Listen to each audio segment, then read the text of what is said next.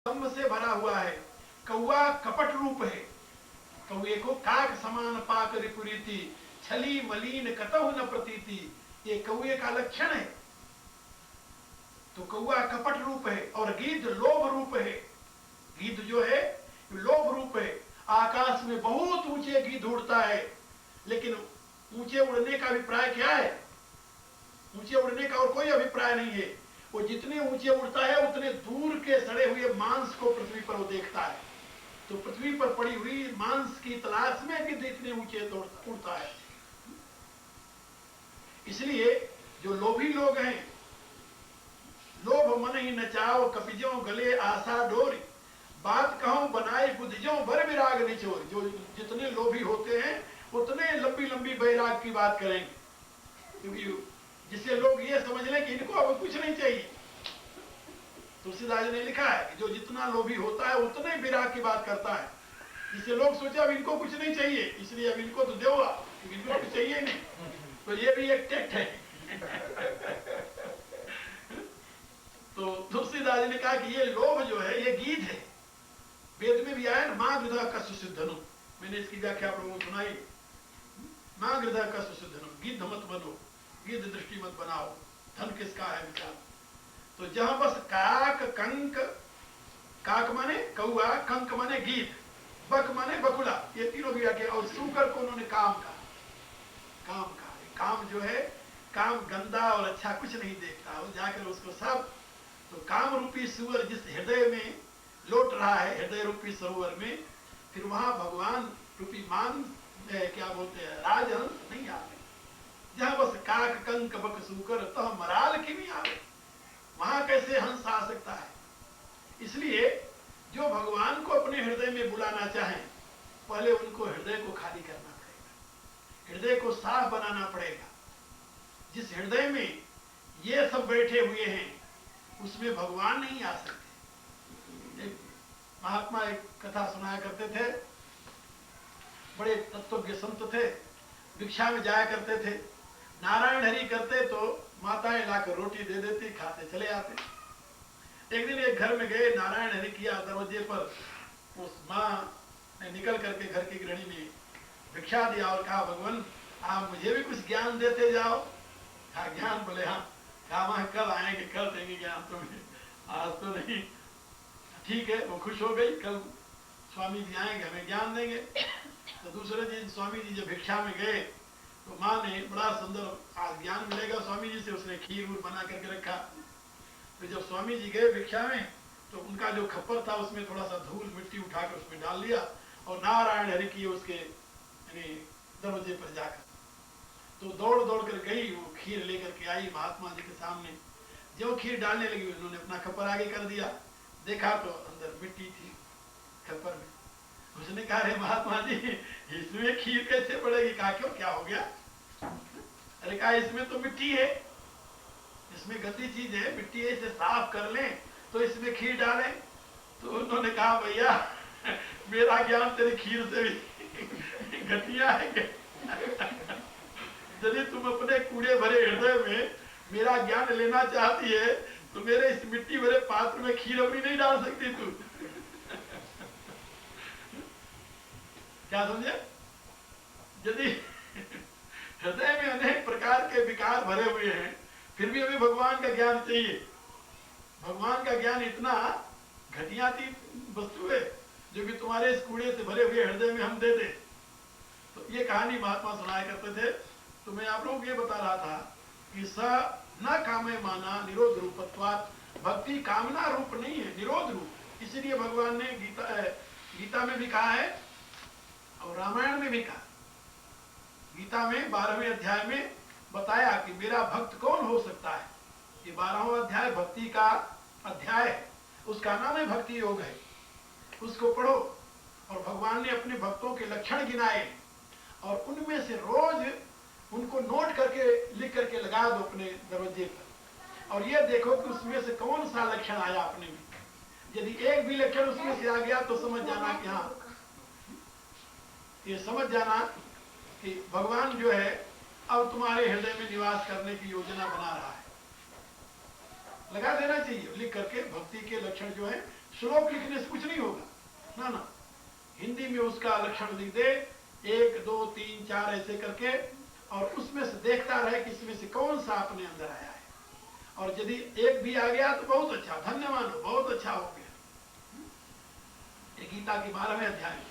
और रामायण में तो भगवान ने स्वयं स्पष्ट शब्दों में कहा है, निर्मल मना जन सो मोहि पावा, मोहि कपट छल छिद्र न भावा। भगवान कहते हैं निर्मल मन वाला जो जन है वही मुझे प्राप्त कर सकता है, मुझे कपट छल छिद्र अच्छा नहीं करता। कपट क्या है जानते हो? कपट और कुछ नहीं है, कामना, कामना ही कपट है। सेवक हित स्वामी सेवकाई, स्वार्थ छल फल चारि विहाई। 4 प्रकार के फल कौन कौन से? अर्थ धर्म काम मोक्ष। जो अर्थ नहीं चाहे, धर्म नहीं चाहे, काम नहीं चाहे, मोक्ष नहीं चाहे, सबका जो त्याग कर दे, ये चारों फलों का जो त्याग करने के लिए तैयार हो, वो भक्ति का अधिकारी होता है। जिसको मोक्ष चाहिए वो भक्त नहीं बन सकता। अभी तो एक कामना है, मोक्ष की भी कामना है। इसलिए तुलसीदास जी कहते हैं स्वार्थ छल फल चारि विहाई। चारों प्रकार के फल का त्याग कर दे और छल का त्याग कर दे। मन क्रम वचन छाणी चतुराई, तब भजत कृपा करी हई रघुराई। मन से, वचन से, कर्म से सारी चतुरता का त्याग करके जो भगवान का भजन करता है, प्रभु उसी को अपना कृपा पात्र बनाते हैं, उसी पर कृपा करते हैं। तो भगवान की कृपा को प्राप्त करने के लिए ये साधन बताया गया कि वह भक्ति कामना रूप नहीं है, निरोध रूप है। सातु न कामे मान, यानी किसी भी प्रकार की कामना से प्रेरित होकर यदि भगवान की भक्ति करता है तो सही में भक्ति नहीं होती। एक संत कहा करते थे कि माता सीता स्वयं भक्ति स्वरूपा है, भक्ति स्वरूपा है। और एक दिन उनको जो जनक के वैभव को त्याग कर, अवध के वैभव को त्याग कर, सब कुछ को त्याग कर भगवान राम के साथ आई जंगल। एक थोड़ी सी कामना उत्पन्न हो गई, स्वर्ण मृग देख करके कहा कि भगवान इसे मुझे ला दो।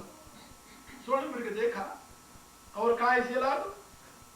इतनी सी कामना हुई, उसके बदले में भगवान ने क्या किया, उनको सोने की लंका में भेज दिया कि जाओ तुम सोने सुना ले आपको। अरे सोने का मृग क्या, जाकर पूरा सोना ले ना। तो ये थोड़ी सी इच्छा जो है वो कितने महान दुख का कारण होंगे। तो मैं आप लोगों को ये बता रहा था कि भक्ति जो है कामना रूप नहीं है। सत्व न कामे मान, निरोध रूपत्व, वह निरोध रूपा है। निरोध किसे कहते हैं?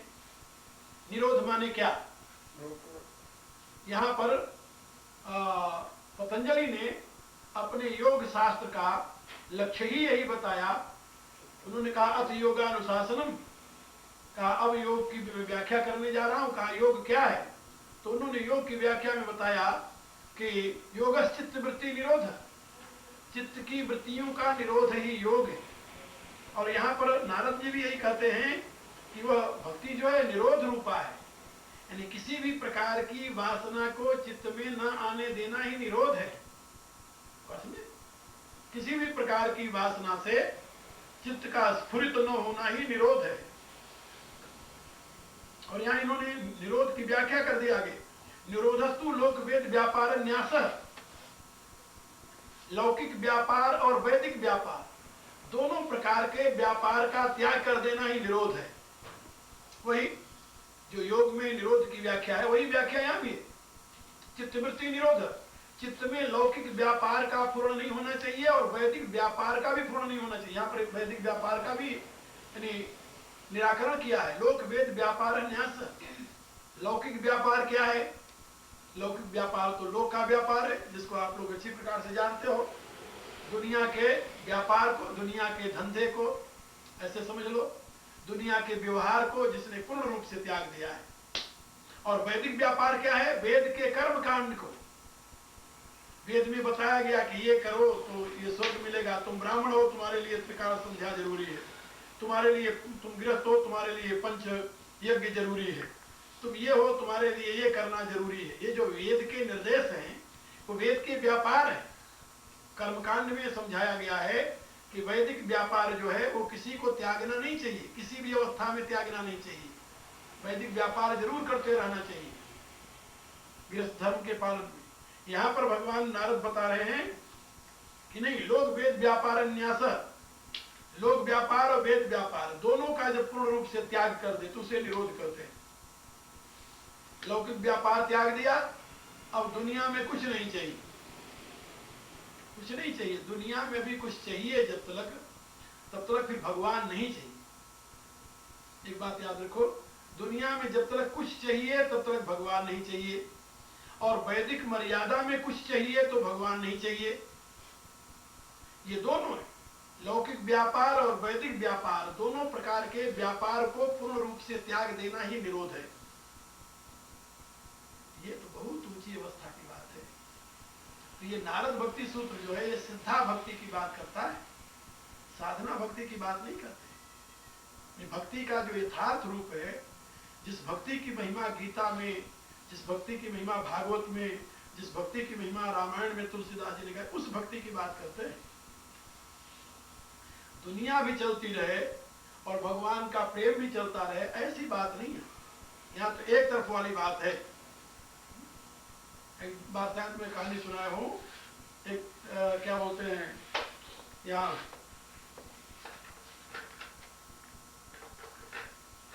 पंजाब में एक संत हुए हैं, पंजाब में एक संत हुए हैं जिनका नाम था छजूराम। बहुत अच्छे संत हुए। तो एक दिन वो सत्संग करके महात्माओं का घर जा रहे थे।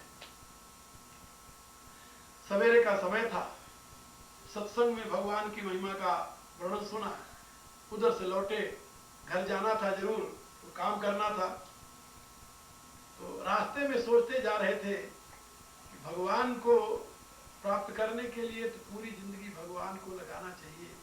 आधा इधर लटको, आधा उधर लटको, सोच रहे थे क्या किया जाए। अब सोचते चले जा रहे थे, इतने में उधर से, उसी रास्ते से सामने से भंगिनी दोनों हाथ में बाल्टी उठाए मल से भरे हुए आ रही थी। जिस सवेरे सवेरे ऐसे था भारत में, अब तो धीरे धीरे समाप्त हो रहा है, तो वो आ रही थी। तो उसने यानी देखा, छजूराम तो मगन थे, वो अपने उसी चिंतन में आ रहे थे, वो सत्संग के नशे में। तो उसने सामने से आते हुए देखा तो उसने कहा, प्राजी तुसी एक पासे हो जाओ। क्या समझे? प्राजी तुसी एक पासे हो जाओ, भाई जी आप एक तरफ हो जाए। एक तरफ हो जाए, उसने कहा यानी मेरे से छू जाएगा, आप एक तरफ हो जाए। तो रास्ते में आ रहे थे, बीच रास्ते से। लेकिन ये बात उस जमादारनी की लग गई छजूराम को। छजूराम वहीं खड़े हो गए। खड़े हो गए तो उन्होंने देखा, आंख खुला तो देखा तो सामने वो खड़ी थी। तो उन्होंने नमस्कार किया, अच्छा माँ अब एक तरफ ही हो जाऊंगा। बस वहीं से लौट पड़े हो। वहीं से लौट गए, फिर घर नहीं आए। उन्होंने कहा अभी तक तो मैं दोनों पासे था, इधर भी था उधर भी था, तो अब मैं एक पासे हो जाऊंगा। वहीं से लौट पड़े। तो मेरे कहने के प्राय ये जो सिद्धा भक्ति है, यह पूर्ण रूप से भगवत समर्पण की बात करती है। इसमें कहीं भी गुंजाइश नहीं है, जरा सा भी गुंजाइश नहीं है। यहाँ भगवत प्रेम ही जीवन हो, जीवन में भगवत प्रेम नहीं। क्या समझे? भगवत प्रेम ही जीवन हो, जीवन में भगवत प्रेम नहीं। यहाँ पर जीवन को दो भागों में डिवाइड नहीं किया जा सकता कि इतनी देर तो भगवान का नाम ले लो, इतनी देर संसार का काम कर लो। नहीं, वहां सब कुछ भगवान है।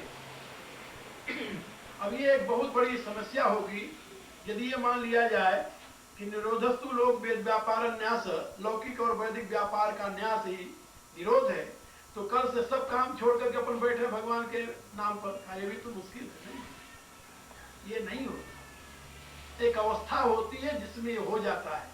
क्या समझे? एक अवस्था होती है जिसमें हो जाता है। ये सबके बस की बात नहीं है, सब ये नहीं कर सकते। सबसे संसार नहीं छोड़ा जाता, सबसे परमार्थ नहीं छोड़ा जाता, ये सबके बस की बात नहीं है। इसीलिए नारायण या पंथ में को चलत है वीर, पग पग पे बरछी लगे, श्वास श्वास में तीर। नारायण स्वामी ने लिखा। और कबीर ने क्या कहा? शीश उतारे भुई धरे, तापर राखे पांव, इश्क चमन के बीच में ऐसे हो तब आओ। अपना सर पहले अपने हाथ से काटो और काट कर पृथ्वी पर रखो, उसके ऊपर पांव रख करके फिर तुम इस क्षेत्र में आ सकते हो। बड़ा मुश्किल है। शीश उतारे भुई धरे, तापर राखे पांव। ये क्या जानते हो? अहम को काट करके जमीन पर रख दे, गाड़ दे, और अहम के ऊपर पांव दे करके जहां विशुद्ध प्रभु प्रेम रहे वहां आ जाए। ये बहुत बड़ी बात है, इतना सरल नहीं है। इसी प्रकार से कबीर ने और एक जगह लिखा, काशीष दिए जो गुरु मिले तो भी सस्ता जान। कहा यदि तुम्हारा सर देने पर कोई सदगुरु मिलता है तो तू सस्ता सौदा है, ये कर लेना चाहिए तुम्हें। लेकिन ये बहुत मुश्किल है, बहुत मुश्किल है, सबके बस की बात नहीं। अब इसमें एक प्रश्न होता है, कहा कि जो भगवत भक्ति को प्राप्त कर चुके हैं उन्होंने भी तो संसार में काम किया है। कबीर जन्म भर वो कपड़ा बुनना नहीं छोड़े, रविदास जूता गांठना नहीं छोड़े। जो बड़े से बड़े भक्त हुए हैं उन्होंने भी संसार में रहकर काम किया है। भगवान शंकराचार्य से बड़ा भक्त कौन हो सकता है, कौन ज्ञानी हो सकता है? लेकिन उन्होंने 16 वर्ष से लेकर के 32 वर्ष की, 16 वर्ष की जो उनको आयु मिली थी उसमें चारों भारत के चारों खूंटों में, चारों दिशाओं में 4 मठ की स्थापना की। पूरे भारत में घूम करके धर्म का प्रचार करते रहे। उन्होंने लोक वेद व्यापार का तो न्यास किया नहीं, त्याग तो किया नहीं। क्या वो सही में भक्त नहीं थे? आचार्य शंकर से बड़ा भक्त कौन हो सकता है? उनकी भक्ति की तो कल्पना भी नहीं की जा सकती, इतने महान भक्त थे वो। फिर ऐसा क्यों किया? कहा देखिए, उस अवस्था में वो फिर वो नहीं करते। तुलसीदास जी इतने महान भक्त थे, पूरी रामायण लिख करके दे गए। आज दुनिया लोग बांध करके उनकी भक्ति कर रही है। तो यदि लोग वेद व्यापार त्याग देते तो रामायण कैसे लिखी जाती? कहा कि फिर उन्होंने नहीं किया। उस समय वो परमात्मा के इंस्ट्रूमेंट हो जाते हैं। जिन्होंने अपना सब कुछ परमात्मा को समर्पित कर दिया, अब उनको जो मिलता है वो परमात्मा का प्रसाद मिलता है। उसके बाद में जो कुछ वो करते हैं वो नहीं करते। फिर कौन करता है? फिर गुरु नानक देव की भाषा में कहा जाता है, करे करावे आप। फिर प्रभु को जो कराना होता है वो कराता है। उनका अहम उसमें काम नहीं करता।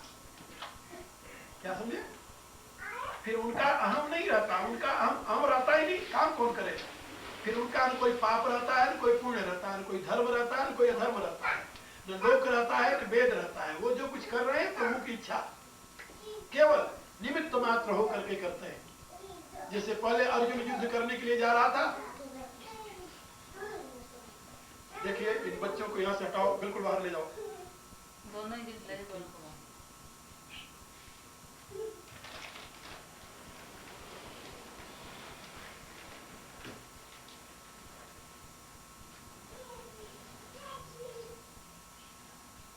तो ऐसी स्थिति में जो काम होता है वो भगवत इच्छा अनुसार होता है, उसमें उनकी इच्छा नहीं होती। भगवान ने जो करा दिया वो कर रहे हैं, भगवान ने जो नहीं कराया ठीक है, उसके लिए उनको चिंता नहीं है। वो सही मायने में कर्मयोग जिसके विषय में एक दिन मैं बता रहा था, वो तब प्रारंभ होता है जब पूर्ण रूप से व्यक्ति अपने अहम को भगवत समर्पित कर दिया और अब भगवान की तरफ से उसे मिला है। अब वो भगवान का होकर कर रहा है। जैसे मैं बता रहा था, गीता में अर्जुन पहले स्वयं युद्ध करने जा रहा था, लेकिन जब देखा अपने परिजनों को तो धनुष बाण गिर गया उसके हाथ से। अब वो जो अर्जुन युद्ध करने जा रहा था वो अर्जुन तो खत्म हो गया। अब जो बाद में जिस अर्जुन ने युद्ध किया वो अर्जुन वह अर्जुन नहीं था जो पहले वाला अर्जुन था। क्या समझे? पहले वाला अर्जुन तो अर्जुन एक योद्धा था, और गीता श्रवण के पश्चात वाला अर्जुन योद्धा नहीं था, वो तो निमित्त था, वो इंस्ट्रूमेंट था भगवान का। वो स्वयं युद्ध करता नहीं था। भगवान ने उसे कहा निमित्त मात्रम भव सव्यसाचिन, तुम निमित्त बन जाओ, माध्यम बन जाओ। वो कहता करी से वचनम तो, अब आपकी आज्ञा का हम पालन करेंगे। तो वह अर्जुन निमित्त हुआ। वो अर्जुन नहीं था जो पहले युद्ध करने के लिए तैयार था। इसी रूप से जो व्यक्ति अपने आप को पूर्ण रूप से प्रभु को समर्पित कर दिया और समर्पण के पश्चात उसे जो अब भगवान की तरफ से ड्यूटी मिली है, भगवान की तरफ से जो निर्देश मिला है, भगवान की तरफ से जो आज्ञा मिली है, उस आज्ञा के पालन में अब वो लग जाता है और वो ये सोचता है कि प्रभु ने जो कहा है ठीक है। अब उसका अपना कुछ नहीं, उसमें अपना अहम काम नहीं करता, अपनी इच्छा काम नहीं करती, अपनी योजना काम नहीं करती, वो कोई योजना नहीं बनाता। जो प्रभु की तरफ से हो गया बहुत सुंदर है, क्योंकि यदि वो योजना बनाने लगे फिर तो उसकी इच्छा काम करेगी, फिर उसका अहम काम करेगा, फिर प्रभु इच्छा कहाँ रहेगी। ऐसी स्थिति में संत जो हैं उनकी कोई योजना नहीं होती, वो अपने आप ईश्वरी विधान से सब होता रहता है। ईश्वरी विधान से जो कुछ हो गया वो उसमें मग्न रहते हैं। ठीक है प्रभु, तुम्हारी ये इच्छा थी, हो गया, तुम्हारी आगे जो इच्छा होगी हो जाएगा। कुछ हो जाए उसमें उनको प्रसन्नता नहीं है, नहीं हुआ तो उसमें उनको कोई गम नहीं है। ये भक्त की स्थिति है। लेकिन वो अपनी तरफ से लोक वेद व्यापार का न्यास कर चुके हुए होते हैं। क्या समझे? स्वयं को एक बार उन्होंने समर्पित कर दिया, अब उनका अपना कुछ नहीं रहा उसमें।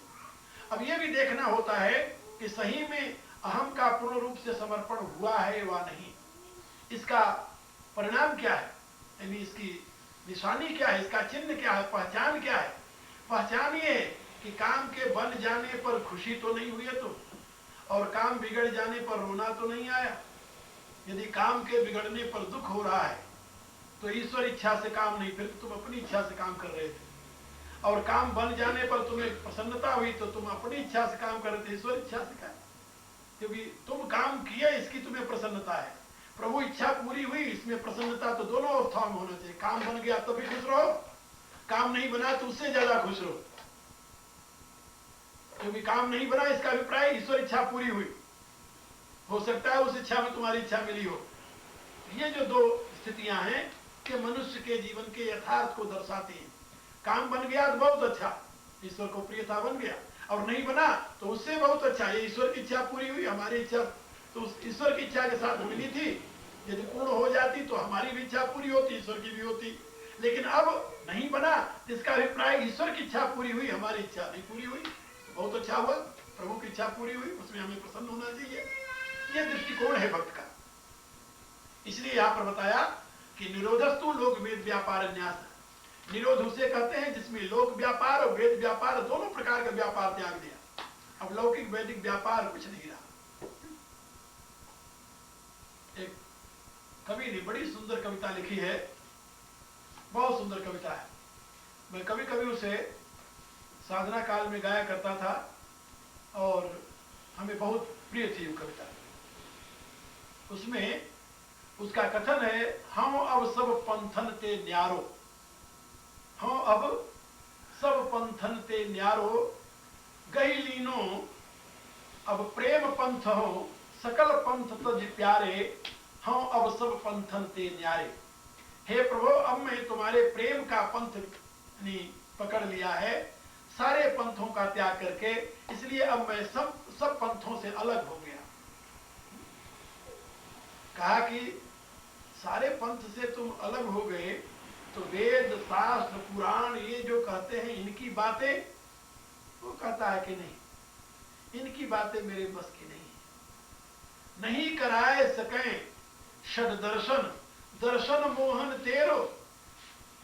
कहा हे प्रभु, ये षड दर्शन जो है, 6 दर्शन शास्त्र जो हैं, ये तुम्हारे दर्शन करा सकते हैं? बोले नहीं। फिर नहीं कराए सके षड दर्शन, दर्शन मोहन तेरो, फंस इनमें सुरझन सपने उन्हें उर्झन बढ़त घनेरो। क्या इनमें पढ़ करके तो कभी सुलझाव होता ही नहीं और उलझता ही जाता है आदमी। सांख्य करा, वेदांत करा, न्याय करा, वैशेषिक करा, योग करा, अरे सारी दुनिया के उलझन ही बढ़ती गई, समाधान कहाँ हुआ?